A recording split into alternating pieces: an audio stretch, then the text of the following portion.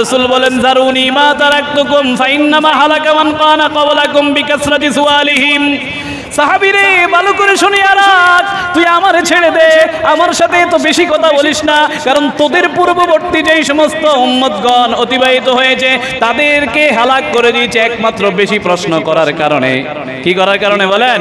বেশি প্রশ্ন করার কারণে। ফাইজা আমারতুকুম বিশাইইন, যখন তোদেরকে কোনো ধরনের আদেশ করব আমি কোনো বিষয়ে, ফাতু মিনহু মাস্তাতা'তুম, তখন যথাসাধ্য এটাকে পালন করার চেষ্টা করবা। ওয়াইজা নাহাইতুকুম আন শাইইন ফাদাউহু, যদি তোমাদেরকে কোনো বিষয়ে আমি নিষেধ করব তাহলে এটাকে তাড়াতাড়ি ছেড়ে দাও, কোনো ধরনের চুচারা কোনো প্রশ্ন করার সুযোগ না। ইমামে আজম আবু হানিফা রাহমাতুল্লাহ আলাইহির কাছে এক ব্যক্তি আসলো, আসার পরে প্রশ্ন করল, ওগো রাসূল, ওগো ইমামে আজম, এক ব্যক্তির উপর হজ ফরজ হয়েছে, আবার সে বিবাহ করবে, এখন বিবাহ করবে নাকি আগে হজ করবে? ইমামে আজম বলে আগে হজ করুক, তারপরে সে বিবাহ করুক। কারণ হলো আল্লাহর রাসূল বলেন তাবিউ বাইনাল হজ্জি ওয়াল উমরা, তোমরা হজ এবং উমরা পরপর করতেই থাকো। কারণ কি হলো জানোনি? কারণ হলো ফাইন্নাহুমা ইয়ানফিয়ানিল ফাকরা ওয়াজ যুনুবা, হজ এবং উমরা দ্বারা দুইটা লাভ হয় কমপক্ষে। একটা হলো হজ এবং উমরার কারণে তোমার দরিদ্রতা দূর হয়ে যাবে।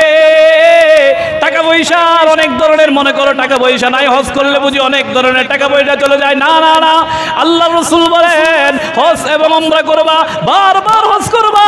হজ করলে আল্লাহ রাসূল বলেন হজের টাকা, হজের কারণে আল্লাহ তাআলা অন্য দিক দিয়ে তোমার টাকা বাড়ায়া দিবে, বলেন না সুবহানাল্লাহ। এবং হজ করলে কি হবে? তোমার গুনাহ আল্লাহ তাআলা মাফ করে দিবেন। সুতরাং আগে হজ করো, হজ করার পরে বিবাহ করা, দেখবে ইনশাআল্লাহ বিবাহের কারণে, হজের কারণে তোমার বিবাহের মধ্যে বরকত হবে এবং তোমার টাকা পয়সার মধ্যে বরকত হবে। সুবহানাল্লাহ সুবহানাল্লাহ। তারাম হাজিরিন, গত 2 সপ্তাহের আলোচনাতে আমরা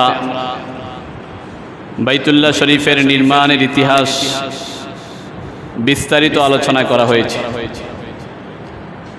এই সপ্তাহে ইনশাআল্লাহ আল্লাহ তাআলার যদি তৌফিক আমাদের শামিলে হাল হয়, আমরা আলোচনা করব হজের ইতিহাস, গুরুত্ব এবং ফজিলত সম্পর্কে। যেহেতু সময়টা চলতেছে হজের সময়, ইসলাম ধর্মকে মহান আল্লাহ তাআলা 5টি ভিত্তির উপর স্থাপন করেছেন। কয়টা ভিত্তি বলেন? 5টি ভিত্তি। এই 5টি ভিত্তির পঞ্চম ভিত্তি হলো হজ্জে বাইতুল্লাহ তথা বাইতুল্লাহ শরীফের হজ করা। ঈমান, নামাজ, যাকাত এবং রোজার পরেই হলো হজের স্থান। ঈমান, নামাজ, যাকাত এবং রোজার পরেই হলো কি বলেন? হজের স্থান। ঈমান আনয়নের মাধ্যমে একজন মানুষ আল্লাহ তাআলার সাথে নিজের সম্পর্ক জুড়ে নেয়। ঈমানের পরেই মানুষের কাজ হলো নামাজ পড়া। কি পড়া বলেন? নামাজ পড়া। এই নামাজের মাধ্যমে ঈমানদার ব্যক্তি আল্লাহ তাআলার সাথে তার সম্পর্ককে গাঢ় বানিয়ে নেয় এবং গভীর থেকে গভীরে এই সম্পর্ক পৌঁছে যায়। গভীর সম্পর্ক স্থাপনের পরে ঈমানদার ব্যক্তি নিজ রক্ত ঘাম ঝরানো কষ্টার্জিত অর্থ তার সন্তুষ্টির উদ্দেশ্যে অকাতরে বিলিয়ে দিয়ে সম্পর্কের গভীরতা আরো জানান দেওয়ার জন্যই আল্লাহ তাআলার ঘরে হাজিরি দেয়। কার ঘরে বলেন? আল্লাহ তাআলার ঘরে। বান্দা যখন তার মালিকের এত কাছে চলে যায় যে মালিক তার কুদরতি হাতে তাকে প্রতিদান দেন, তখন বান্দা তার মালিকের বাড়িতে গিয়ে মাওলা পাকের সর্বোচ্চ ভালোবাসা এবং সুসম্পর্ক জানান দেওয়ার জন্য ব্যাকুল হয়ে যায়। কি বলেন? ঠিক না? বান্দার ব্যাকুলতা দেখে আল্লাহ তাআলা যখন উপযুক্ত মনে করেন, তখনই তার বান্দাকে আল্লাহ তাআলা ডেকে নেন তার আপন ঘরে। আল্লাহ তাআলার ঘরে বান্দাকে আল্লাহ তাআলা ডেকে নেন।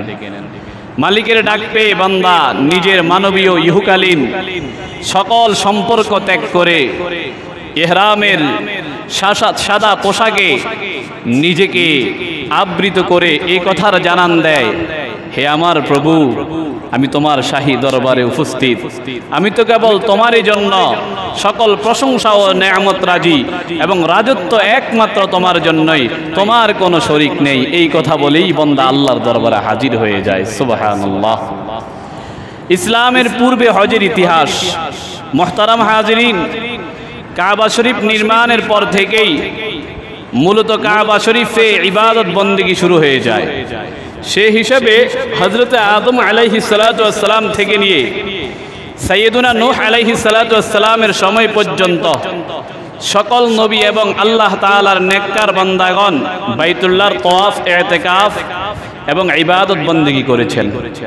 কিন্তু বর্তমানে নির্দিষ্ট একটি আমল হিসাবে প্রতি বছর যেভাবে হজের আমল করা হচ্ছে, এর ধারাবাহিকতা শুরু হয় সাইয়্যিদুনা হযরত ইব্রাহিম আলাইহিস সালাতু ওয়াস সালামের জামানা থেকে।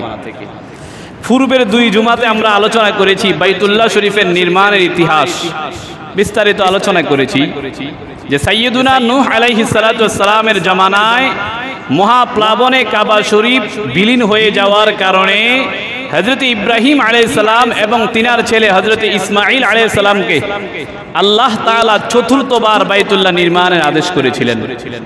বাইতুল্লাহ নির্মাণের কাজ যখন সমাপ্ত হয়, আল্লাহ তাআলা হযরত ইব্রাহিমের উপর ওহী অবতীর্ণ করে আদেশ করেন, ইব্রাহিম বাইতুল্লাহ তো তৈরি করে ফেলছো, এখন বাইতুল্লাহ তৈরি করার জন্য যেহেতু যে উদ্দেশ্য ছিল, উদ্দেশ্যটা পূরণ করো। বলে উদ্দেশ্য কি রব? আল্লাহ তাআলা সূরা হজের 27 নম্বর আয়াতে বলে দিয়েছে উদ্দেশ্য। আল্লাহ বলেন, আল্লাহ তাআলা বলেন ওয়াআযিন ফিন নাসি বিল হজ্জি ইয়াতুকা রিজালান وعلى كل ضامر يأتين من كل فج عميق। আল্লাহ তাআলা বলেন, ইব্রাহিম ও ইসমাঈল, তোমরা বাবা এবং ছেলে মিলে তোমরা তোমরা আল্লাহর ঘরকে, আমার ঘরকে তোমরা নির্মাণ করেছো।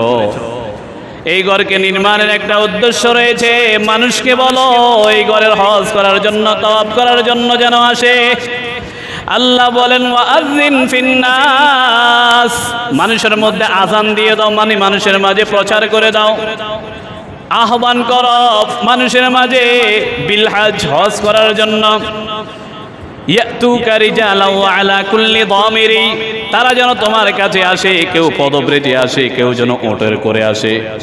আল্লাহ বলেন যে উটগুলো দূর দূরান্ত থেকে অতিক্রম করে সবাই যেন এই ঘরের হজ করার জন্য আসে। এই আয়াতের ব্যাখ্যায় তাফসীর কুরতুবীর 12 নম্বর খণ্ডের 38 নম্বর পৃষ্ঠায় হযরত কুরতুবী রাহমাতুল্লাহ আলাইহি বলেন, আল্লাহ তাআলা যখন ইব্রাহিমকে বললেন, ইব্রাহিম তুমি আযান দাও, মানুষকে বলো হজ করার জন্য যেন আসে। ইব্রাহিম বলেন, ও আল্লাহ, আযদিন ফিন নাস যে বললেন, আমি যে মানুষদেরকে ডাক দেওয়ার জন্য বলেছেন, ইয়া রাব্বি ওয়া মা ইয়াবলুগু সাউতি, আমার আওয়াজ মানুষ পর্যন্ত কেমনে পৌঁছবে? আমি তো এখানেই না আওয়াজ দিব, আমার আওয়াজ কেমনে পুরো পৃথিবীর মানুষ পর্যন্ত পৌঁছবে? আল্লাহ তাআলা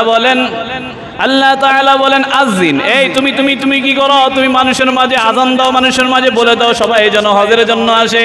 ফাআলাইয়াল ইবলাগ, পৌঁছানোর মালিক হলাম একমাত্র আমি আল্লাহ। সুবহানাল্লাহ। আল্লাহ বলেন তুমি রাখবো, পৌঁছানোর মালিক কে? আমি আল্লাহ তাআলা। ফাসাইদা ইব্রাহিম খলিলুল্লাহ জাবাল আবি কুবাইস, হযরত ইব্রাহিম আলাইহিস সালাতু ওয়াস সালাম কাবার অদূরেই জাবালে আবি কুবাইসের মধ্যে, সফা মারওয়ার পাশে এই পাহাড়টা জাবাল আবি কুবাইসের মধ্যে আল্লাহ রাসূল উঠলেন। আল্লাহ রাসূল উঠলে বলেন ওয়াসাহা, আল্লাহ রাসূলের হযরত খলিলুল্লাহ ইব্রাহিম আলাইহিস সালাম উঠলেন। ওঠার পরে ওয়াসাহা, তিনি আহ্বান করতে লাগলেন, চিৎকার করতে লাগলেন এবং বললেন, ইয়া আইয়ুহান নাস, হে মানুষ, ইন্নাল্লাহা ক্বাদ আমারাকুম বিহজ্জিন হাযাল বাইত লিয়ুসিবাকুম বিহিল জান্নাহ ওয়া ইউজিরাকুম মিন আযাবিন নার। মানুষ রে, তোরা সবাই এই ঘরের হজ করার জন্য আস। আল্লাহ তাআলা তোদের উপর হজ করার আদেশ করেছে কেন জানোনি? যেন তোমাদেরকে আল্লাহ তাআলা জান্নাত দান করে এবং তোমাদেরকে যেন জাহান্নামের আগুন থেকে তোমাদেরকে পরিত্রাণ দান করে। বলেন না সুবহানাল্লাহ। আল্লাহ রাসূল বলেন, হযরত ইব্রাহিম যখন নাকি আওয়াজ দিলেন তখন বললেন, ইব্রাহিম আবার বলেন ফাহুজ্জু, তোমরা হজ করো।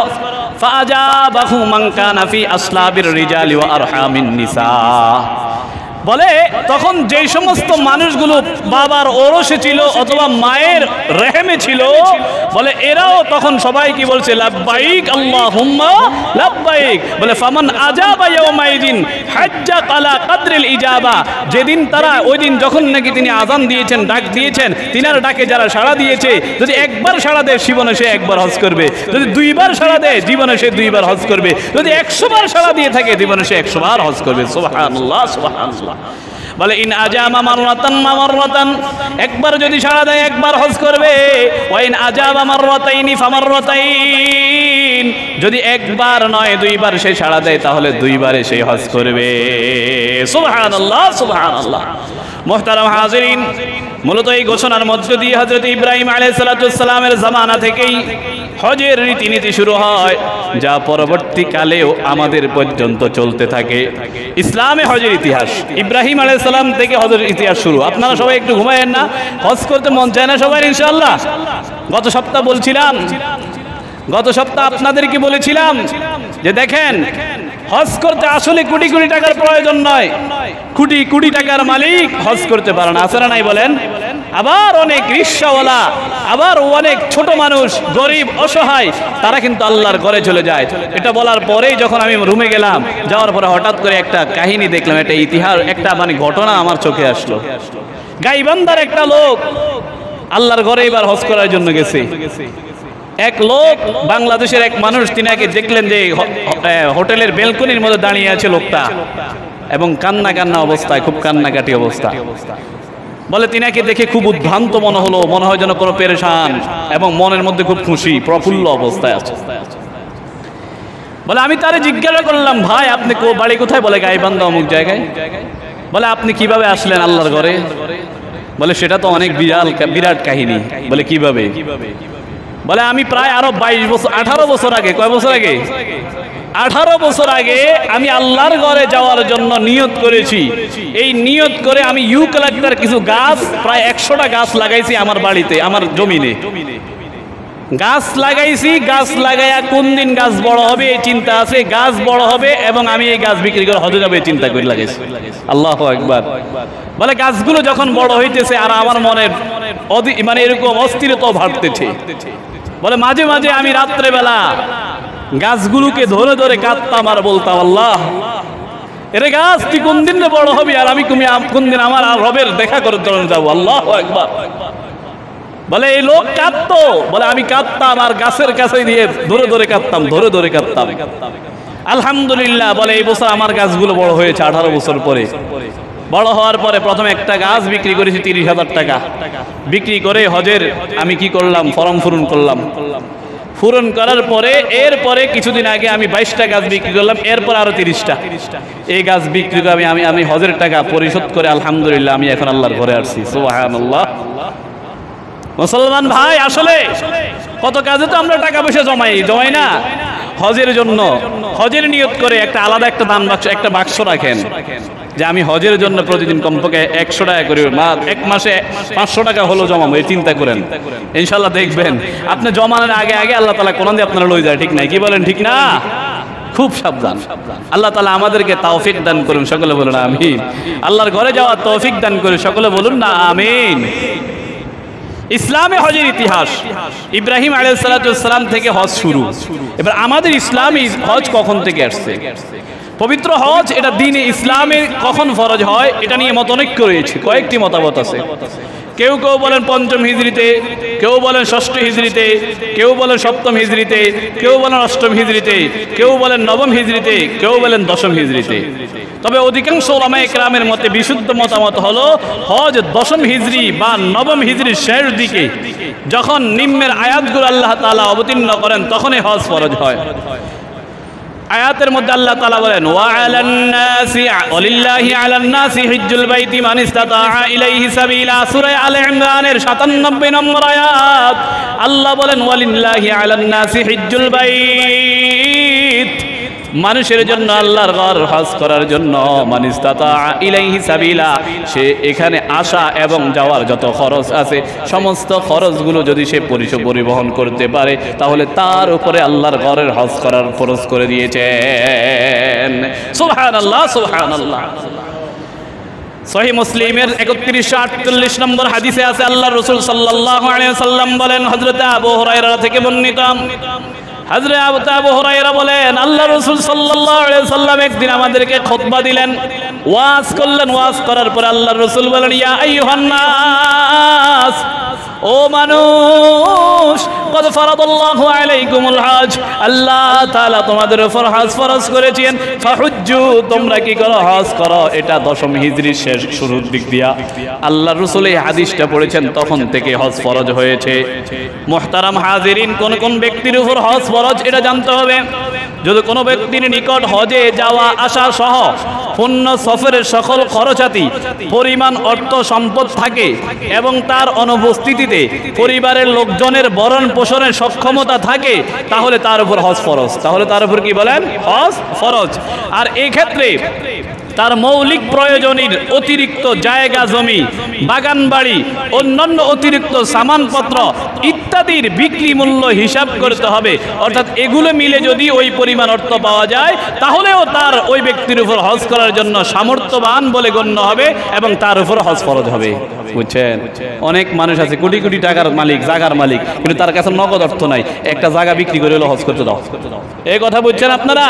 কোটি টাকার জায়গা আছে কিন্তু কি করতে হবে না, নগদ অর্থ নাই, তাহলে কি করবে? জায়গা বিক্রি করে হলো আল্লাহর ঘরে হজ করতে যাইতে হবে।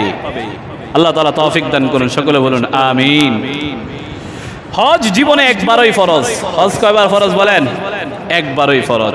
হজ জীবনে একবারই ফরজ, কারণ হজ অন্যান্য ইবাদতের নেই সহজ সাধ্য নয়। মনে করেন হজ একবার সহজ, এটা আলোচনা করব তো হজের কাজ আমরা ইনশাআল্লাহ আলোচনা করব, বুঝবেন হজের কাজ কত কঠিন, খুবই কষ্ট। এবং সফরের একটি ইবাদতের নাম হলো হজ। সূরা আলে ইমরানের 97 নম্বর আয়াত যখন অবতীর্ণ হয়েছে, আলিল্লাহি আলান নাসি হিজ্জুল বাইতি মান ইসতাতা ইলাইহি সাবিলা, এই আয়াত যখন অবতীর্ণ হয় তখন থেকে হজ ফরজ হয়ে গিয়েছে। নবী করিম সাল্লাল্লাহু আলাইহি সাল্লাম মানুষদেরকে ডেকে এনে হজের ফরজের ব্যাপারে বলতেছেন, ইয়া আইয়ুহান নাস, হে মানুষগণ, কদ ফারাদাল্লাহু আলাইকুমুল হজ, আল্লাহ তাআলা তোমাদের উপর হজ ফরজ করেছে। এই কথা আল্লাহ রাসূল যখন বললেন, সাথে সাথে কয়েকজন আছে না মানুষ, বনি ইসরাইলের মতো কিছু মানুষ আছে যারা সব সময় কি করে? শুধু প্রশ্ন করে। এরকম আছে না নাই বলেন? আছে, শুধু প্রশ্ন করে। তো সাহাবায়ে কেরাম থেকে একজনে প্রশ্ন করলো, রাসূল, আফি কুল্লি আম, কি প্রতি বছরই বুঝি হজ ফরজ? ফাসাকাতা, রাসূল চুপ রইলেন। আবারও জিজ্ঞাসা করলেন, আফি কুল্লি আম, রাসূল প্রতি বছরই কি হজ ফরজ? রাসূল চুপ রইলেন। হাত্তা ক্বালাহা সালাসান, এই ব্যক্তি এমন কি বলতে বলতে কয়বার বলছে? 3 বার। কয়বার বলেন? 3 বার বলছে। 3 বার বলার পরে আল্লাহ রাসূল বলেন, লাউ কুলতু নাআম, সাহাবীরে তুই যখন নাকি জিজ্ঞাসা করলি আফি কুল্লি আম, প্রতি বছর কি হজ ফরজ, সাহাবী যখন নাকি তুই প্রশ্ন করলি, যদি আমি তোর উত্তরে প্রত্যেকবারে যদি বলতাম নাম, হ্যাঁ প্রতি বছরই ফরজ, আল্লাহর রাসূল বলেন লা ওয়াজাবাত, তাহলে অবশ্যই অবশ্যই তোদের উপরে ওয়াজিব হয়ে যাইতো। ওয়ালামাস্তাতা'তুম, তখন তোরা প্রতি বছর হজ করার মতো সামর্থ্য থাকতো না। আল্লাহর রাসূল বলেন, জারুনি মা তারাকতুকুম ফাইন্নামা হালাকা মান কানা ক্বাবলাকুম বিকাসরাতি সুআলিহিম। সাহাবীরে ভালো করে শুনিয়া রাখ, তুই আমারে ছেড়ে দে, আমার সাথে তো বেশি কথা বলিস না, কারণ তোদের পূর্ববর্তী যেই সমস্ত উম্মতগণ অতিবাহিত হয়েছে তাদেরকে হালাক করে দিয়েছে একমাত্র বেশি প্রশ্ন করার কারণে। কি করার কারণে বলেন? বেশি প্রশ্ন করার কারণে। ফাইজা আমারতুকুম বিশাইইন, যখন তোদেরকে কোনো ধরনের আদেশ করব আমি কোনো বিষয়ে, ফাতু মিনহু মাস্তাতা'তুম, তখন যথাসাধ্য এটাকে পালন করার চেষ্টা করবা। ওয়াইজা নাহাইতুকুম আন শাইইন ফাদাউহু, যদি তোমাদেরকে কোনো বিষয়ে আমি নিষেধ করব তাহলে এটাকে তাড়াতাড়ি ছেড়ে দাও, কোনো ধরনের চুচারা কোনো প্রশ্ন করার সুযোগ নাই। রাসূল এরকম মানে মনের মধ্যে একটা ইয়ে গেল, তুমি এতবার কেন প্রশ্ন করলা, এতবার কেন প্রশ্ন করলা? জীবনে একবারে হজ ফরজ। জীবনে কয়বার ফরজ বলেন? একবারে হজ ফরজ। বাকিগুলো যেগুলো করবে এগুলো নফল হবে। কি হবে বলেন? নফল হবে। হ্যাঁ, টাকা পয়সা থাকলে আপনি যাইতে পারেন, আল্লাহর ঘরের উমরা করতে পারেন, বারবার যেতে পারেন, এটা আপনার জন্য আল্লাহ তাআলা আপনাকে যেহেতু আলহামদুলিল্লাহ নিয়ামত দিয়েছেন, আল্লাহ কোটি টাকা দিয়েছেন, আপনি আল্লাহর ঘরে যান। কারো টাকা হলে কেউ আমেরিকা যায়, বিভিন্ন দেশ ঘুরতে যায়, সুইজারল্যান্ড যায়, থাইল্যান্ড যায়, বিভিন্ন দেশ ঘুরতে যায়। আবার কারো টাকা হলে প্রতি বছর সে উমরা করার জন্য যায়। কি বলেন, আছে না নাই? টাকাই প্রমাণ দেয়, জানান দেয় তার টাকা কোন দিকে যায়। ইমাম মালিক রহমতুল্লাহ আলাইহিকে প্রশ্ন করা হলো, ইমাম মালিক আপনি একটু বলেন না মানুষের ইনকাম সোর্স ভালো না খারাপ এটা কিভাবে বুঝবো? ইমাম মালিক বলেন তার খরচের দিকে তাকাইলে বোঝা যাবে। অধিকাংশ ক্ষেত্রে বলে অধিকাংশ ক্ষেত্রে তার খরচের দিকে তাকাও। যদি লোকটা তার টাকাটা ভালো কাজে খরচ করে বুঝতে হবে তার টাকাটা মনে হয় ভালো ইনকাম থেকে এসেছে। আর যদি তার টাকাটা উল্টা পাল্টা পথে খরচ হয় বুঝতে হবে তার টাকার ইনকামটা ভালো না, ইনকাম সোর্সটা অন্য কোনো একটা অবৈধভাবে এসেছে। কি বলেন ঠিক কিনা? অধিকাংশ ক্ষেত্রে এটা। এজন্যই বলতেছিলাম কারো টাকা হলে কেউ হজে যায় আর কারো টাকা হলে কেউ কি করে বলেন বিভিন্ন দেশে নর্তকী নাচ দেখার জন্য যায়। আল্লাহ তাআলা হেফাজত করুন, সকলে বলুন আমিন। মুহতারাম হাজিরিন, হজ ফরজ হলেই কি হজ আদায় করতে হবে নাকি একটু দেরি করা যাবে? হজ আপনার উপরে ফরজ হয়েছে, এই বছর আপনার লাখ লাখ টাকা রয়েছে, এই বছর আপনার হজ ফরজ হয়েছে। এখন কি হজ ফরজ হলেই হজ করতে হবে নাকি পরবর্তী কোনো সময় করা যাবে? ইমামে আজম আবু হানিফা এবং ইমাম শাহ আবু ইউসুফ রহমতুল্লাহ আলাইহি তিনারা বলেন হজ ফরজ হওয়ার সাথে সাথেই করে ফেলা এটা হলো উত্তম। আর ইমাম মুহাম্মদ রহমতুল্লাহ আলাইহি বলেন হ্যাঁ, ইমাম শাফিঈও বলেন, তিনারা বলেন যে হজ ফরজ হওয়ার সাথে সাথে যদি না করে কেউ যদি নামাজের কেউ যদি কি করে যদি পরবর্তীতেও যদি আদায় করে তাহলে হয়ে যাবে। তবে এটা সর্বাধিক বিশুদ্ধ মত নয়। সর্বাধিক বিশুদ্ধ মত হলো আপনার হজ ফরজ হয়েছে এই বছর, তাড়াতাড়ি এই বছরই করার চেষ্টা করেন। কারণ আপনার যখন টাকা চলে যাবে তাহলে হজ ফরজ হজ আদায় না করা যে গুনাহ, ওই গুনাহ আপনার আমলনামায় লেখা হবে। বলেন না নাউজুবিল্লাহ। হ্যাঁ, ইমাম আবু হানিফা, ইমাম মুহাম্মদ, ইমাম শাফিঈর কথার সাথে একমত। তিনারা বলেন তবে শর্ত হলো হজ না কইরা যেন সে মারা না যায়। যে দেরি করে যে করব হজ না কইরা যেন সে মারা না যায়। আর মারা যাওয়ার কোনো গ্যারান্টি আসেনি বলেন?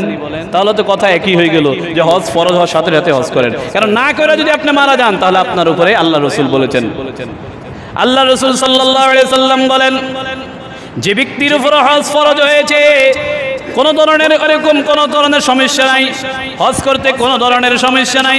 আল্লাহর রাসূল বলেন ফালিয়ামুত, সে হজ করলো না, ফালিয়ামুত ইনশা ইয়াহুদিয়্যা ওয়া ইনশা নাসরানিয়্যা। আল্লাহর রাসূল বলেন সেই ইহুদি হই মরক অথবা নাসারা হই মরক, আমার কোন ধরনের পরোয়া নাই। নাউযুবিল্লাহ বলেন, নাউযুবিল্লাহ বলেন।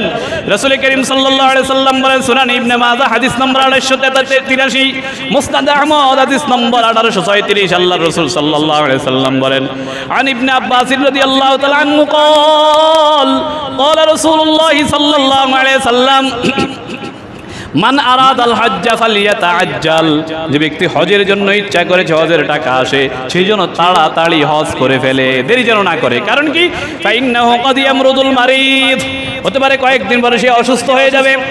অতুদিল্লু দাল্লা, অথবা তার কোনো ধরনের এরকম যে টাকা পয়সা আছে টাকা পয়সা শেষ হয়ে যাইতে পারে। ওয়াতারিদুল হাজা, হতে পারে কোনো ধরনের হাজত বিভিন্ন প্রয়োজন তার সামনে দেখা দিতে পারে। অনেকের কোটি কোটি টাকার মালিক, কোটি টাকার মালিক হওয়ার পরও দেখা যায় বলে কয়েকদিন পরে ফলাটারে বিয়ে শাদী করে, মেয়েটারে বিয়ে দেওয়ার পরে হজ কর্ম এরকম করে কি করে না? আসলে নাই।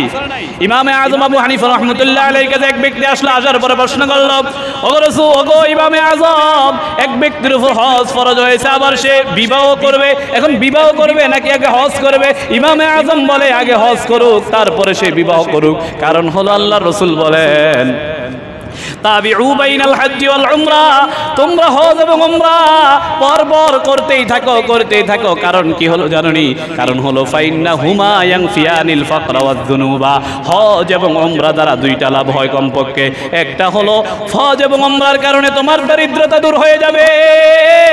টাকা পয়সার অনেক ধরনের, মনে করো টাকা পয়সা নাই, হজ করলে বুঝি অনেক ধরনের টাকা পয়সা চলে যায়। না না না, আল্লাহর রাসূল বলেন হজ এবং উমরা করবা, বারবার হজ করবা। হজ করলে আল্লাহ রাসূল বলেন হজের টাকা, হজের কারণে আল্লাহ তাআলা অন্য দিক দিয়ে তোমার টাকা বাড়ায়া দিবে। বলেন না সুবহানাল্লাহ। এবং হজ করলে কি হবে? তোমার গুনাহ আল্লাহ তাআলা মাফ করে দিবেন। সুতরাং আগে হজ করো, হজ করার পরে বিবাহ করা, দেখবে ইনশাআল্লাহ বিবাহের কারণে, হজের কারণে তোমার বিবাহের মধ্যে বরকত হবে এবং তোমার টাকা পয়সার মধ্যে বরকত হবে। সুবহানাল্লাহ, সুবহানাল্লাহ। আমাদের দেশের মানুষ যারা আছি, আমাদের দেশের মানুষ বেশিরভাগই কি করে জানেননি? বুড়া হইয়া একবারে যখন কবরের মধ্যে এক পা চলে যায় ওই সময় হজ করতে যায়। আসলে না, এই বলেন হজ করতে যাইলে কি করে? হজের কাজ যোগ্য আদায় করে না ঠিক মতো। হজের কাজ এটা এত কঠিন কাজ, হজের কাজ একটু ঠিক মতো আদায় করতে পারে না। ওই আমরা দেখছি, আমরা যখন আল্লাহ তাআলা আমাদেরকে নিয়েছে 19 সালে, ওই সময় আমরা দেখছি কত হাজি কি করছে, মুআল্লিম রে কইছে আপনি কি করেন, ওই আমার বদলে পাথর গুন মাইরা চলে আইয়েন। পরে কি করে মুআল্লিম পাথর মারে, আবার মুআল্লিম রে ওরকম কোরবানি করে টিয়া দেয়। মুআল্লিমে তো মাশাআল্লাহ অনেক জায়গাতে দেখছি এরকম মুআল্লিম টিয়া নিজের পকেটে রাইখে দেয়, আর কোরবানি করতেও দেয় না, টিয়া গুলো শেষ করে দেয়।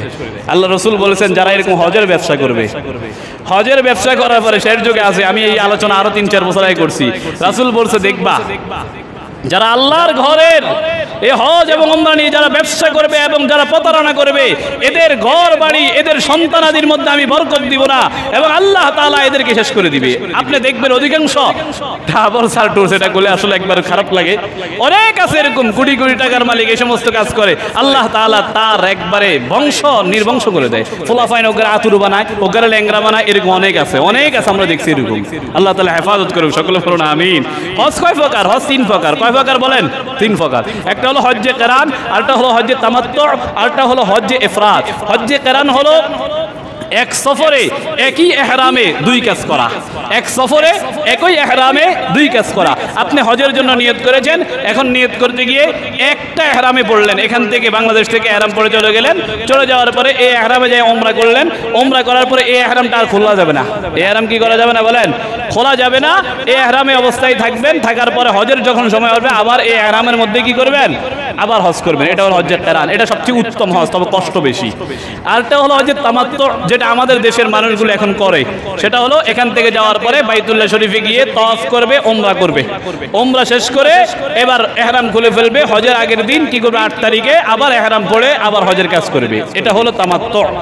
এরপর হলো হজ্জে ইফরাদ, শুধু একটা হজ, যাইবেন একটা এহরাম পড়ে এখান থেকে যাইবো, যাওয়ার পরে কি করব? তাওয়াফে কুদুম, শুধু অভ্যর্থনা তাওয়াফটা করেই তার কাজ শেষ, সে এই ইহরামেই থাকবে। সেখানে থাকার পরে হজের আগের দিন মানে 8 তারিখে তারবিয়ার দিন সে আবার এই ইহরাম না, এই ইহরামেই সে চলে যাবে মিনাতে, এভাবেই সে কি করবে? হজ শেষ করবে। এটা হলো হজ্জে ইফরাদ। এই 3টা হলো হজ। এই হজের মধ্যে সবচেয়ে উত্তম হলো হজ্জে কেরান, যেহেতু এখানে কষ্ট বেশি এই জন্য হজ্জে কেরানটা উত্তম। তবে আমাদের দেশের এখন হাজিরা মুআল্লিমরা তারা বেশিরভাগই হজ্জে তামাত্তু করা, হজ্জে কেরান করায় না, যেহেতু হজ্জে কেরানে কষ্ট বেশি। হজ্জে কেরানে কি বেশি বলেন? কষ্ট বেশি। উমরা এবং হজের ফরজ এবং ওয়াজিব। হজের ফরজ হলো উমরার ফরজ, উমরার ফরজ 2টা, ইহরাম বাঁধা এবং তাওয়াফ করা। ইহরাম বাঁধা এবং কি করা বলেন? তাওয়াফ করা। এখান থেকে গেলেন আপনি ইহরাম বাইজা চলে গেলেন, যাওয়ার পরে যাই তাওয়াফ করলেন, তাওয়াফ করলে এবার হজের ফরজ শেষ। এবার ওয়াজিব আপনি আদায় করবেন, হজের ওয়াজিব একটা, উমরার ওয়াজিব একটা, সেটা হলো সাফা মারওয়া সাই করবেন। সাই করার পরে হ্যাঁ উমরার ওয়াজিবও 2টা, সাফা মারওয়া সাই করবেন, সাই করার পরে এরপরে চুলটা একটু কি করবেন? ছোট ছোট করে ফেলবেন অথবা কাইটা ফেলবেন। হজের ফরজ 2টা। হজের ফরজ কয়টা বলেন? হজের ফরজ 3টা। হজের ফরজ কয়টা বলেন? 3টা। 1 নম্বর হলো ইহরাম বাঁধা। 1 নম্বর কি বলেন? ইহরাম বাঁধা। 2 নম্বর হলো উকুফে আরাফা, আরাফার ময়দানে যায় অবস্থান করা। 3 নম্বর হলো তাওয়াফে জিয়ারত, শেষ যখন যেদিন হজ শেষ হওয়ার পরে ওখানে তাওয়াফে জিয়ারত রয়েছে, ফরজ তাওয়াফটা করা। এটা হলো 3টা। আর হজের ওয়াজিব হলো 6টা। 1 নম্বর মুজদালিফা অবস্থান করা, 2 সাফা মারওয়ায় সাই করা, 3 নির্দিষ্ট দিনগুলোতে পাথর মারা, 4 তামাত্তু এবং কিরান হজকারী হজের জন্য কোরবানি করা, 5 নম্বর কি করা? চুলগুলো কাটা, মাথা মুন্ডানো। 6 নম্বর হলো তাওয়াফে বিদা করা, শেষ দিন আসার সময় তাওয়াফ করা। হজের 5 দিনের আমল, এটা আলোচনা করতে গেলে অনেক সময় যাবে, তবে এতটুকু বুঝাই নেই। আপনি 8 তারিখ ফজরের নামাজ পড়ে মিনাতে যাবে। কোথায় যাবে বলেন? মিনাতে যাবে। কিন্তু বর্তমানে এমন এক পরিস্থিতি, মিনাতে 8 তারিখে যাওয়ার সম্ভব হয় না। 8 তারিখে যদি কেউ যাইতে চায় তাহলে সে যাইতে পারবে না, সারাদিন অবস্থা খারাপ হয়, যেহেতু ভিড় বেশি। এই জন্য কি করে 7 তারিখ আরবি 7 তারিখের জোহরের পর থেকেই সবাইরে কি করে আস্তে আস্তে গাড়িতে করে নিয়ে মিনাতে নিয়ে যায়। মিনাতে যাওয়ার পরে যাইতে যাইতে রাত্র হয়ে যায়। তো যাইলে মিনাতে 8 তারিখ ফজর, জোহর, আসর, মাগরিব, এশা কয় ওয়াক্ত বলেন? 5 ওয়াক্ত। কয় ওয়াক্ত বলেন? 5 ওয়াক্ত। এই 5 ওয়াক্ত নামাজ সেখানে পড়া এবং 8 তারিখ রাতেই মিনায় অবস্থান করা, এটা সুন্নত। এটা কি বলেন? সুন্নত। আহারে কি কষ্ট রে, মনে করবেন অত সহজ। হজে যাই আল্লাহ কি কষ্ট, কারে কয় কষ্ট, কিন্তু কষ্ট মনে থাকে না আল্লাহর ঘর দেখলে। আল্লাহু আকবার। আল্লাহর ঘর দেখলে এবং আপনার জমজমের পানি পান করলে কষ্ট থাকে না, কষ্ট দূর হয়ে যায়। মিনাতে অবস্থান করবেন, এই যে এতটুকু মনে হয় তাই না, কোন রকম এখানে থাকতে হবে রাত্রে, এরকম একটা জায়গার মধ্যে একটা সিট, কোন রকম এখানে থাকতে হবে, একটা তাবু আছে, তাবুর মধ্যে এসি চলে, ঠিক আছে, কিন্তু এই এসিতে কাজ হয় না। এসিতে কি হয় না বলেন? কাজ হয় না, অনেক কষ্ট হয়, গরম। সেখানে আপনি 8 তারিখ রাত্রে তো এখানে অবস্থান করবেন। অবস্থান করার পরে 8 তারিখ 9 তারিখ ফজরের নামাজ পড়ার পরে যাইতে হবে কোথায়? আরাফাতে। 9 তারিখে কোথায় বলেন? আরাফাতে। কিন্তু বর্তমানে যেহেতু ভিড়, আর ভিড়ের কারণে খুব কষ্ট হয়ে যায়, এই জন্য কি করে 8 তারিখ এশার পড়ার পর থেকেই নেওয়া শুরু করে। 8 তারিখ এশা পড়ার পর থেকে কি করে বলেন? নেওয়া শুরু করে। খুব কঠিন পরিস্থিতি। 8 তারিখ এশার পড়ার পর থেকে 9 তারিখের আপনার জোহর আসর এটা হলো জামা বাইনাস সালাতাইন, 2 রাকাত নামাজ, 2 ওয়াক্ত নামাজ একসাথে পড়বে। এই 9 তারিখ ফজরের পর থেকে নিয়ে সূর্য ডুবা পর্যন্ত, সূর্যাস্ত পর্যন্ত আরাফার ময়দানে অবস্থান করা এটা ফরজ। কি বলেন? ফরজ। আরাফার ময়দানে অবস্থান করা ফরজ। এই আরাফার ময়দানে আপনার সূর্য ডুবার শেষ, সূর্য ডুবার পর থেকে চলে যাবে কোথায়? মুজদালিফায়। কোথায় বলেন? মুজদালিফায়। আল্লাহু আকবার। সেখানে কিন্তু মাগরিব নামাজ পড়বেন না। কোথায়? মিনাতে মাগরিব নামাজ পড়া যাবে না, মুজদালিফায় থাকবে সারাদিন। মিনাতে আরাফাতে সারাদিন অবস্থান করলো। আরাফাতের ময়দানে এত কষ্ট, আল্লাহু আকবার। আপনার তাবুতে উপরে কিছু নাই, অল্প কোনো রকম আছে, ওখানে কষ্ট বেশি। মিনাতে মোটামুটি সহজ, কিন্তু আরাফাতে কি বলেন? কষ্ট অনেক বেশি, যথেষ্ট পরিমাণে কষ্ট। এই কোনো রকম এয়ার কুলারগুলো চলে, কিন্তু কোনো কাজ হয় না, অনেক কষ্ট। তবে কষ্ট মিষ্টি হয়ে যায়। আল্লাহু আকবার, আল্লাহু আকবার। কারণ আরাফার ময়দানে 9 তারিখে আল্লাহ তাআলা হজরে শয়তান পাগল হয়ে যায়। আর আল্লাহ তাআলা আরাফার ময়দানে হাজিরা যখন লাব্বাইক লাব্বাইক বলতে থাকে, আল্লাহ তাআলা গর্ব করে বলে আমার বান্দারা কি যে করতেছে। আর আরাফার ময়দানে আল্লাহ তাআলা দোয়া কবুলের স্থান, ওখানে দোয়া করতে দেরি আল্লাহ কবুল করতে দেরি করে না। সুবহানাল্লাহ। আরাফার ময়দানে প্রতি বছরেই হজের দিনে অবশ্যই আল্লাহ একটু না একটু বৃষ্টি দান করে। সুবহানাল্লাহ, সুবহানাল্লাহ। আরাফার ময়দান থেকে মাগরিব নামাজ তো পড়বে না, যেহেতু সূর্য ডুবে গেছে। এখন আয়েশা মুজদালিফা আসবেন। আহা কি যে অবস্থা! মুজদালিফা থেকে আরাফার ময়দান সর্বোচ্চ 2-3 কিলোমিটার, কিন্তু কি 4-5 কিলোমিটার, কিন্তু কি অবস্থা হয়? মুজদালিফায় আসতে যদি গাড়ি দিয়ে কেউ আসে, কেউ তো গাড়ি দিয়ে আসতে আমরা চিনি না, গাড়ি দিয়ে আসতে হবে। আপনার আসতে আসতে রাত্রে 12টা 1টা বেজে যায়। ওখানে আয়েশা মাগরিব এবং এশা একসাথে পড়া, এটা হলো নিয়ম। মাগরিব শেষ করার পর আবার এশা পড়া, এটা হলো নিয়ম। আরে ওখানে যাওয়ার পরে হজের যে ব্যবস্থাপনা, তারা এমন এক পরিস্থিতি করে ফেলছে, ব্যবস্থাপনা এত ভালো নয়। আমাদের বাংলাদেশের ব্যবস্থাপনাগুলো যেহেতু ভালো, তাদের ব্যবস্থাপনা এত ভালো নয়। আপনার 1000 মানুষের জন্য মাত্র 10টা কল দিয়ে রাখছে, এখানে উজু করবেন। কি যে অবস্থা মনে করেন? 10টা কলে উজু করতে কত কষ্ট না? আমরা ওখানে যাওয়ার পরে 10টা দিয়ে 11টা বাজে গেছি, 1 ঘন্টা দাঁড়িয়ে রয়েছে, উজু করার সময় পাই নাই। এখন একটা লোক যদি আবার ফসরা ধরে যায়, তাহলে কি অবস্থা হবে? অনেক কষ্ট। উজু টুজু করার পরে নামাজ সেখানে পড়বেন। আর সেখানে আপনি মনে করেন ঘুমাইতে পারবেন না? মুজদালিফা ও দোয়া কবুলের স্থান। নিচে তো আপনি যদি কোনো কিছু বিচার, নিচের থেকে আগুন উঠতেছে মনে হয় যেন।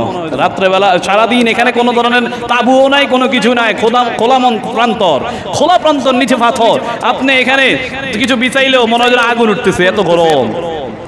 সেখানে আপনি সারা রাত্র অবস্থান করবেন। সেখানে অবস্থান করার পরে এবার তো 10 তারিখ ফজর হয়ে যাবে। 10 তারিখ ফজরটা এখানে পড়বেন। ফজর পড়ার পরে সূর্য উঠা পরেই হাঁটা শুরু। কোথায়? মিনাতে। কোথায় বলেন? মিনাতে। হাঁটতে হাঁটতে চলে যাবেন, হাঁটতে হাঁটতে সেখানে চলে যাবেন। আল্লাহু আকবার। সেদিন তো আল্লাহর বান্দারা এই যে দৌড়াইতেছে, হাঁটতেছে, কি যে এক অবস্থা। ওই দেশের 1 কিলো হাঁটা আর বাংলাদেশের 10 কিলো হাঁটার সমান। যেহেতু সময় কম, আমি শেষ করে দিচ্ছি, ফজিলতগুলো বলেই শেষ করব। ওই দেশের 1 কিলো আর বাংলাদেশের 5 কিলো। আমার যদি এই ইতিহাস বলতে যায় অনেক লাগবে। এত কষ্ট। পাথর মারবেন যায় ওদিন, শুধু কেবল কারা মারবে? মাজদা শয়তান রে পাথর মারে দিব। পাথর এখান থেকে আপনার মুজদালিফা থেকে আপনি কি করেন? পাথর তো গায়ে নিয়ে দেবেন প্রায় 49টা পাথর। কয়টা পাথর বলেন? 49টা পাথর। প্রথম দিনে 60টা পাথর মারবো মাজার অর্ডারে, এটা কি কয় জমরায়ে ওকবা, জমরায়ে ওস্তারে মোজারাটারে মারবে। পাথর মারার পরে এবার চলে যাবে কাবার দিকে, কাবার প্রান্তরে। আল্লাহু আকবার। সেখানে কোনো গাড়ি গুড়ি কিচ্ছু নাই। আপনি গাড়ি দিয়ে যাইবেন, আপনি হাইটে যাইতে হইব 8-9 কিলো এখান থেকে হাইটে যাইতে হবে। আপনি হাঁটতেছেন, মনে হয় যে তল দিয়ে এরকম কি করতেছেন, নিচে দিয়ে হাঁটতেছেন না। আপনার জুতা তো ছোট এরকম স্যান্ডেল, তো স্যান্ডেল দিয়ে মনে হয় যেন আগুন বাড়িতেছে। কতক্ষণ পর একটু পানি দিতে হয় স্যান্ডেলে, এরকম মুখে পানি ঢাল লাগে। কি যে এক পরিস্থিতি, আল্লাহু আকবার। হজের কষ্ট, অনেক কষ্ট। এই জন্য বাঙালিরা বুড়া অবস্থা যায় তো হজ করতে পারে না ঠিক মতো, হজের কাজগুলোও ঠিক মতো হয় না। এরকম আসারা নাই বলেন? এই জন্য যুবকরা সবাই নিয়ত করে নেন ইনশাআল্লাহ। আল্লাহর যদি দেশে সৌদিতে যান, সৌদিতে যদি এমনি কাজের জন্যও যান, কমপক্ষে নিয়ত করে ফেলবেন যে আল্লাহর ঘরে আসার জন্য কত মানুষ কত কোটি টাকা খরচ করে আইতে পারে না, কত লাখ লাখ টাকা খরচ করেও আইতে পারে না। আর আমরা যেহেতু এই দেশে আসছি, একবার হলো আমরা একবার হলো হজ করার চেষ্টা করবো। নিয়ত করতে পারে না ইনশাআল্লাহ। আর টাকা পয়সা হইলেই নিয়ত করেন।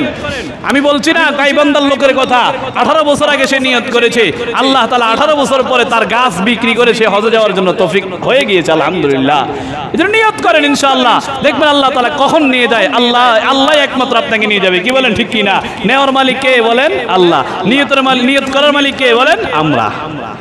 হজের ফজিলতগুলো, আল্লাহু আকবার। হজ এমন এক ফরজ বিধান যা আদায় করার জন্য আর্থিক এবং শারীরিক সামর্থ্যের প্রয়োজন আছে। যে ইবাদতে কষ্ট বেশি তার ফজিলত অনেক বেশি। নিম্নে হজের কি কয়েকটা ফজিলত বলি। তিরমিজির 811 নম্বর হাদিস আল্লাহ রাসূল বলেন, মান হাজ্জা লিল্লাহি ফালাম ইয়ারফুস ওয়া লাম ইয়াফসুক গুফিরা লাহু মা তাকাদ্দামা মিন যামবিহি। আল্লাহর রাসূল বলেন, যে ব্যক্তি আল্লাহর জন্য হজ করে এবং কোন ধরনের সেখানে গিয়ে অশ্লীল এবং অন্যায় কোন ধরনের আচরণ না করে, আল্লাহর রাসূল বলেন সে যেন তার পূর্ব মায়ের ঘর থেকে, মায়ের পেট থেকে সে বের হলে যেরকম নিষ্পাপ থাকে, সে যেন নিজের দেশের মধ্যে সেরকম নিষ্পাপ হয়ে এসেছে। সুবহানাল্লাহ।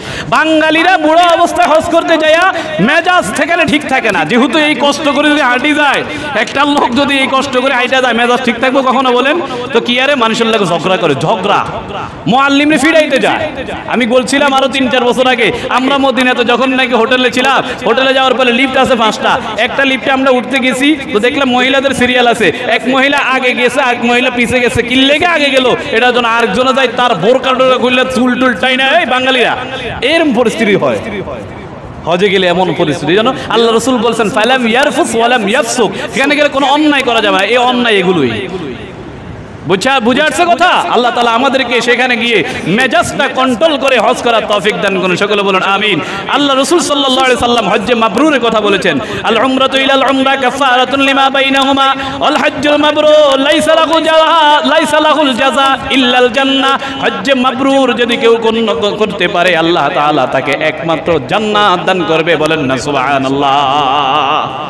হজ এবং উমরা আদায় করলে যদিও নাকি ধন সম্পদ দেয়া যায়, কমে যায়, কিন্তু আল্লাহ তাআলার হাবিব বলেন কমে না রে, কমে না। এই হজ ইবাদত দ্বারা আল্লাহ তাআলা তোর ধন সম্পদ আল্লাহ তাআলা বাড়াইয়া দিবে। বলেন না সুবহানাল্লাহ। সুবহানাল্লাহ। রাসূল করিম সাল্লাল্লাহু আলাইহি সাল্লামের কাছে যদি কোনো ব্যক্তি আসতো, আল্লাহ রাসূলকে বললেন রাসূল আমার অভাব দূর হয় না, আল্লাহ রাসূল বলেন হজ করো। কি রে, আল্লাহ রাসূল হজ করার জন্য বলতে, সেখানে তো করলে টাকা পয়সা খরচ হবে। আল্লাহ রাসূল বলেন টাকা খরচ হবে ঠিক আছে, কিন্তু আল্লাহ তাআলা এই হজের মাধ্যমে তোর দরিদ্রতা দূর করবে এবং তোর গুনাহগুলো মাফ করে দিবে। বলেন না সুবহানাল্লাহ। আল্লাহু আকবার। সময় কম, অসুস্থ, বৃদ্ধ, মাজুর, মৃত ব্যক্তিদের পক্ষ থেকে বদলি হজ আদায় করা যায়। হজ ফরজ হওয়ার পর কোনো ব্যক্তি সে হজ আদায়ের পূর্বেই যদি এমন অসুস্থ হয়ে পড়ে যে তার আর সুস্থ হওয়ার আশা নেই, তাহলে এমন ব্যক্তির পক্ষ থেকে অন্য কাউকে বদলি হজের জন্য পাঠাতে পারবে। সহিহ বুখারী এবং মুসলিম একযোগে বর্ণিত হয়েছে, রাসূল করিম সাল্লাল্লাহু আলাইহি সাল্লাম বলেন ইন্না ইমরাতান মিন খাশআম, খাশআম গোত্রের একজন মহিলা সে বলতে লাগলো, ইয়া রাসূলুল্লাহ ইন্না ফরিদাতাল্লাহি আলা আলা আলা ইবাদাতি ফিল হজ্জি আদরাকতু আবি শাইখান কাবীরান লা ইয়াসবুতু আলা রাহিলা আফা আহুজ্জু আনহু ক্বালা নাআম ওয়া যালিকা ফি হজ্জাতিল বিদা। আল্লাহ রাসূল বলেন, ওগো আল্লাহ রাসূলকে বলেন ওই মহিলা যে আল্লাহ রাসূল আমার আব্বা একবার অসুস্থ, আমার আব্বা তার হজ কিন্তু ফরজ হয়েছে, এখন আমার আব্বা অসুস্থ, হজ করতে পারে না, তার বদলি কি হজ করা যায়? আল্লাহ রাসূল বলেন হ্যাঁ করো। এটা হজ্জে বিদার সময় আল্লাহ রাসূলকে প্রশ্ন করেছিল। তো এই জন্য অসুস্থ ব্যক্তির পক্ষ থেকে যারা নাকি চলে গেছে দুনিয়া থেকে তাদের পক্ষ থেকে হজ বদলি হজ এটা করানো যাবে, কোনো সমস্যা নাই। আপনি কোটি কোটি টাকার মালিক, আপনার আব্বার সম্পদ এগুলো, আপনার আব্বা আপনাকে দিয়ে গিয়েছে, আপনার দাদা আপনাকে দিয়ে গিয়েছে, তারা হজ করে যেতে পারেনি, আপনি তাদের পক্ষ থেকে কাউকে হজ করান অথবা আপনি নিজেতেই তাদের পক্ষ থেকে হজ করেন। আল্লাহ তাআলা তৌফিক দান করুন, সকলে বলুন আমিন। মহিলারা একটা গুরুত্বপূর্ণ মাসালা, মহিলারা মাহরাম ছাড়া উমরা বা হজ এটা আদায় করতে পারবে না। কোন মহিলা সে হজ করার জন্য যাবে, তার 20 টাকার মালিক সে আছে, কিন্তু দেখা যায় পাশের বাড়ির ওই খালতো ভাইয়ের লগে যায়, ওই পাশের বাড়ির চাচার লগে যায়, এরকম আছে না নাই বলেন? এই মহিলার উপরে হজ ফরজ হওয়ার পরে তার জন্য আরেকটা ব্যাপার হলো, সে তার নিজের যেই কোনো একজন আত্মীয় মাহরাম যে আছে ওই মাহরামকে সাথে নিয়ে যাইতে হবে, এটা হলো তার জন্য আরেকটা বিধান। এই জন্য মুসলমান ভাই আপনি মনে করবেন না দুনিয়া দেখছেন নি, খেয়াল করছেন আপনি হজের জন্য যাওয়ার পরেও সেখানে ফরদার কত সুন্দর একটা আল্লাহ তাআলা বিধান দিয়ে দিয়েছে। আল্লাহ তাআলা তৌফিক দান করুন, সকলে বলুন আমিন। সামর্থ্য থাকার পরেও যদি কেউ হজ আদায় না করে তাহলে তার শাস্তি কি? আল্লাহ রাসূল সাল্লাল্লাহু আলাইহি সাল্লাম বলেন, কোন ব্যক্তি যদি সামর্থ্য থাকার পরও হজ না করে তার শাস্তি হলো সে ইহুদি হয়ে মরক অথবা নাসারা হয়ে মরক। আল্লাহ তাআলার হাবিব বলেন তার জন্য আমার কোনো পরোয়া নাই, বলেন না নাউযুবিল্লাহি মিন যালিক। আল্লাহ রাসূল বলেন সে ইহুদি হয়ে মরক অথবা নাসারা হয়ে মরক, তার জন্য কোনো আমার কিছু নাই। আল্লাহ রাসূল বলেন লা যুরুরাতা ফিল ইসলাম, যে ইসলামে তার জন্য কোনো জরুরত নাই, তার ইসলামের কোনো প্রয়োজন নাই, সে কাফের হয়ে মরক নাকি নাসারা হয়ে মরক, আমার কোনো পরোয়া নাই। আল্লাহু আকবার। আল্লাহ তাআলা হেফাজত করেন, সকলে বলুন আমিন। হজ এবং উমরা করতে গিয়ে অনেকে দেখা যায় ভিক্ষা করে, অনেকে দেখা যায় হাত পাতে, এরকম আছে না নাই ভাই? গত বছর দেখা গেছে বাংলাদেশ থেকে এক ব্যক্তির ব্যবসায়ী, এটা এতে 10-15 বছর ধরে হজ করে, এতে যাই এখানে ভিক্ষা করে। কি করে বলেন? ভিক্ষা করে। এই ব্যাপারে ইদানিং অনেক আমরা দেখছি যে এরকম কাজ করতেছে। এখন কি করা যায়? এই তালিকার মধ্যে শীর্ষ হলো পাকিস্তান। কারা করে বলেন? পাকিস্তান, এরপর হলো ভারত, এরপর হলো বাংলাদেশ। এই 3 দেশের মানুষ বেশিরভাগে সেখানে যায় কি করে? হজের মধ্যে ভিক্ষা করে। তারা দেশের ইজ্জত এবং সম্পদ সম্মান এটা বুলুণ্ঠিত করতেছে, অথচ বাইতুল্লাহর মতো দোয়া কবুল স্থানে গিয়ে মানুষের কাছে তারা ভিক্ষা না করে নিজ রবের কাছে তারা ভিক্ষা চাইলে হয়তো আল্লাহ তাআলা তাদেরকে আরো ভালোভাবে ভিক্ষা তো দূর করে আল্লাহ তাআলা তাদেরকে আরো ধনাঢ্যতা দান করতে পারতেন। পারতেন কি পারতেন না বলেন? সহিহ বুখারীর 1523 নম্বর হাদিস আল্লাহ রাসূল সাল্লাল্লাহু আলাইহি সাল্লাম বলেন, ইবনে আব্বাস থেকে বর্ণিত, রাসূল করিম সাল্লাল্লাহু আলাইহি সাল্লাম বলেন ইয়ামানবাসীরা হজ পালন করতে আসতো, অথচ তাদের খরচ টরচ কিছুই ছিল না। তো তারা বলতো আমরা আল্লাহ তাআলার প্রতি তাওয়াক্কুল করি। তো তাওয়াক্কুল কইরা তখন নাকি তারা আসতো, আসার পরে মানুষের কাছে ভিক্ষা করতো। কি করতো বলেন? ভিক্ষা করতো। বলে ভিক্ষা করার পরেও তোমরা বলে আল্লাহর কাছে তোমরা তাওয়াক্কুল করো, অথচ তোমরা ভিক্ষা করো, তোমাদের তাওয়াক্কুল কোথায়? এরকম আছে না নাই? কিছু মানুষ বলেন, সাবধান হয়ে যায়। আল্লাহ তাআলা আমাদেরকে হেদায়েত দান করুন, সকলে বলুন আমিন। হজ যখন কোনো ব্যক্তি করতে যায়, উমরা যখন কোনো ব্যক্তি করতে যায়, তুই যখন দেশের মধ্যে আসে তার থেকে দোয়া নেওয়া, তার থেকে কি নেওয়া বলেন? দোয়া নেওয়া। কারণ সে যেহেতু আল্লাহ রাসূল আল্লাহর ঘর জিয়ারত করতে গিয়েছে, রাসূল বলেন ইন্না দাওয়াহু আজাবাহুম ওয়া ইনিস্তাগফারুহু গফারা লাহুম। আল্লাহ রাসূল বলেন আসলে তার কাছে দোয়া চাও, দোয়া করলে আল্লাহ তাআলা দোয়া কবুল হয়, বলেন না সুবহানাল্লাহ। তার কাছে ক্ষমা চাও, যদি সে ক্ষমা করে, এবং আল্লাহ রাসূল বলেন সে যদি আল্লাহর কাছে ক্ষমা চায় তাহলে আল্লাহ তাআলা তার ক্ষমাও করে দেয়, সুবহানাল্লাহ। এইজন্য ইনশাআল্লাহ কেউ হজ করতে গেছে তার জন্য দোয়া করবেন। আবার সে যখন আসবে তার সাথে দেখা করবেন, দেখা করার পরে সে বলবেন ভাই আমার একটু দোয়া করেন, আল্লাহ যেন আমারও হজ করার তৌফিক দান করে। দোয়া করলে ইনশাআল্লাহ আল্লাহ তাআলা কবুল করতে পারে কি পারে না বলেন? পারে।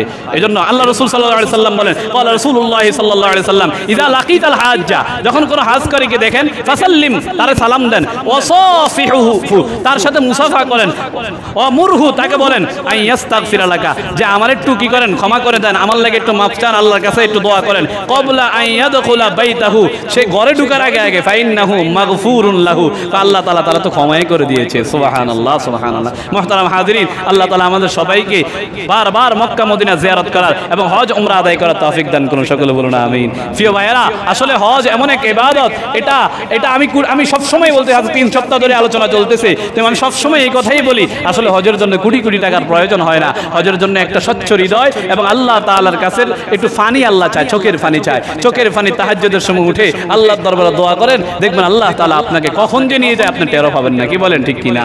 বললাম আপনারা অনেকে ছিলেন না, আমি 1 মিনিট শেষ করছি, অনেকে ছিলেন না, গাইবান্ধার একটা লোক 18 বছর পূর্বে তিনি কিছু গাছ লাগাইছেন, ইউক্যালিপটাস গাছ লাগাইছেন। কেন লাগাইছেন? তিনি হজে যাবেন এই নিয়ত করে। এই বছর তিনি হজে গিয়েছেন, যাওয়ার পরে তিনি সাক্ষাৎ দিয়েছেন, বলছেন এক লোকের কাছে যে ভাই মাঝে মাঝে ওই গাছগুলোর কাছে গিয়ে আমি কাঁদতাম কান্না করতাম, আরে গাছ তুই কখন বড় হবি আর আমি আমার ঘর আল্লাহর ঘর দেখার জন্য যাবো, সুবহানাল্লাহ।